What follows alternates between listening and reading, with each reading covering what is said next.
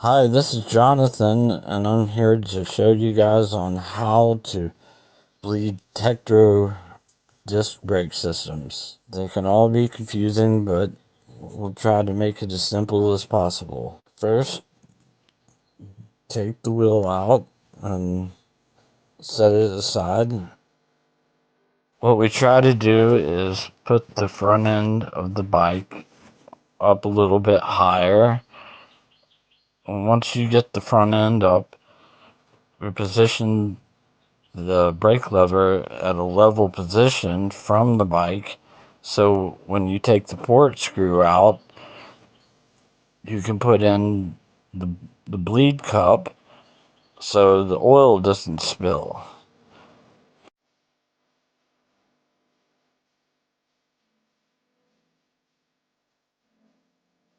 I lift the bike up higher because of gravity, and it makes it easier to get to work on other parts of the bike, like bleeding, the brake system, getting to the brake, removing the brake pads, and putting the new brake pads in.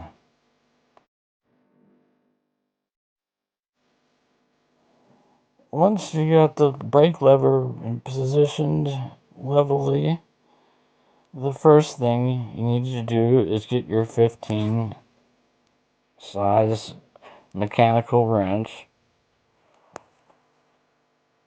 and take the port screw out on top of the brake lever. Once you take the port valve out, the next thing you need is the thing that will receive through the transfer of fluids.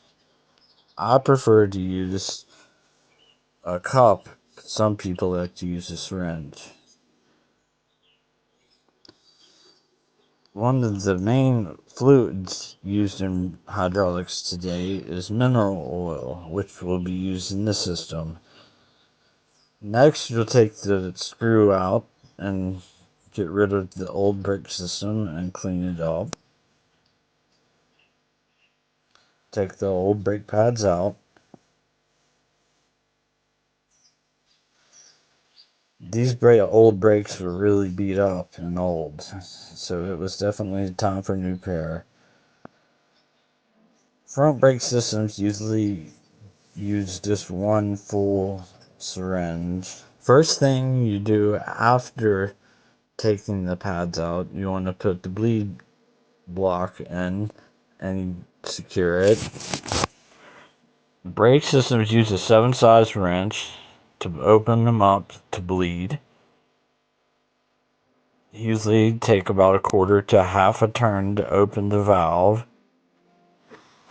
The one thing you make sure you never to forget is to put the secure bolt or pin in for the bleed block, because the pins will push it around.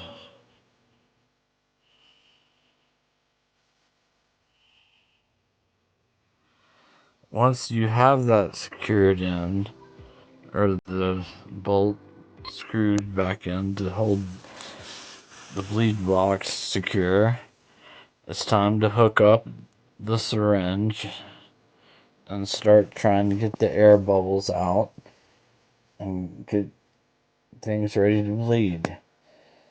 You will have to pump the brake lever to try to get the air out of the system.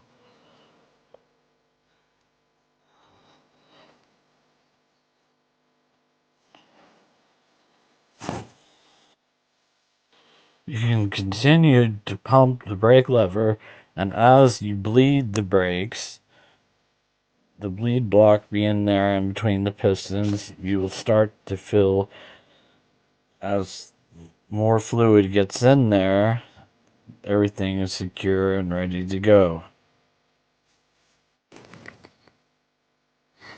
Now that the brake system is secure, you can remove the syringe, but make sure to close the brake valve before you use the syringe.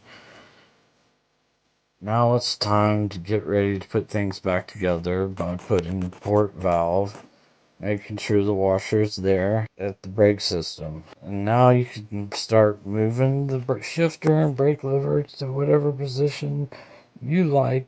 First thing you need to do is put the blocker in so you can take the cup off and put the port hole back in so the air doesn't get in there. The reason you put the port screw back in immediately is because air can get in the brake system and the brakes become spongy and will not perform correctly.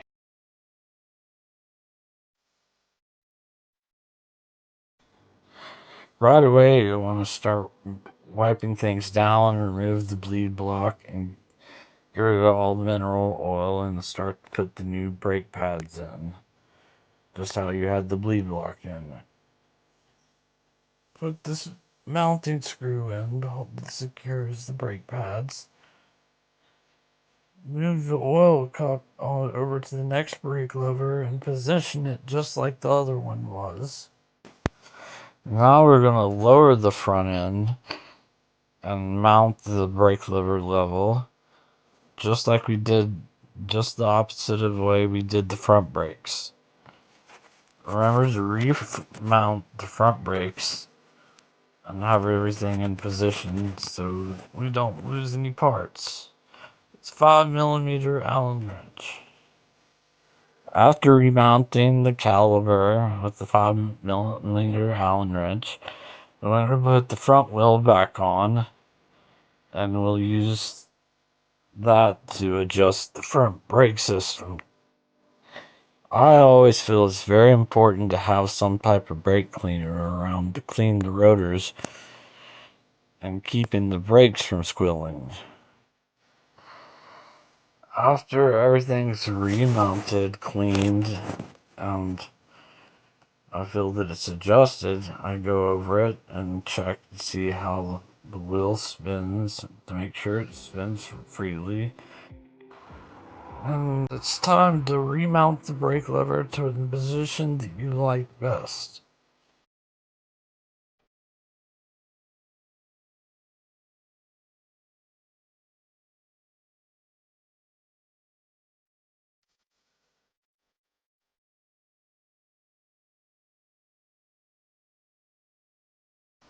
Now it's time to get the rear caliper ready to start for the bleeding position.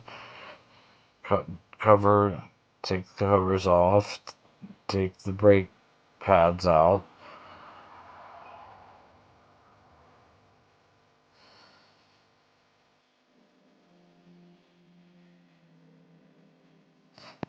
And it's time to take the rear wheel out and make room for the bleeding process to start.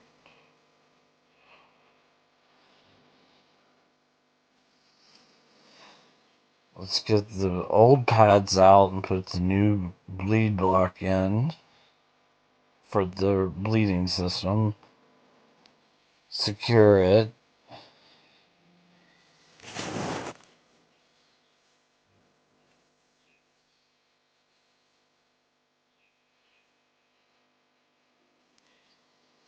Remove the caliper from the frame.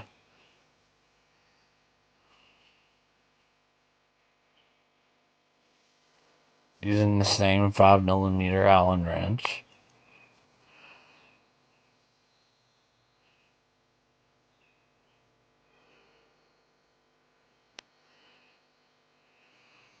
I like to wipe things down because they're always a little dirty.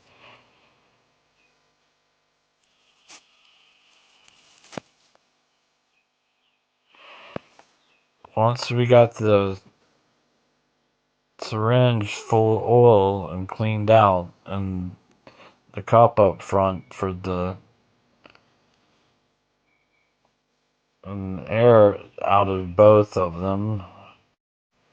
Now that you have the air out of the brake system, it makes it possible for you able to put fluid back into the brakes. When I'm putting fluid back into my rear brake system, a lot of times I use more than one syringe. Now that the bleeding is done, you can start to disconnect the syringe and close the valves again so the air does not get into your brake system. And again, just go along like you did with the front brake system. Once you have all your screws back in, it's time to keep cleaning and put in new rear brake pads, which is just like normally the same thing as the front brake pads were.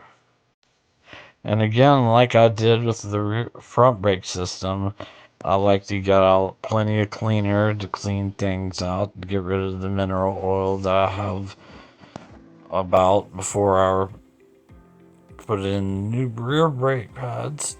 But once everything's back together, I'll wipe things over again, remount it just like it was with the 5mm Allen wrench.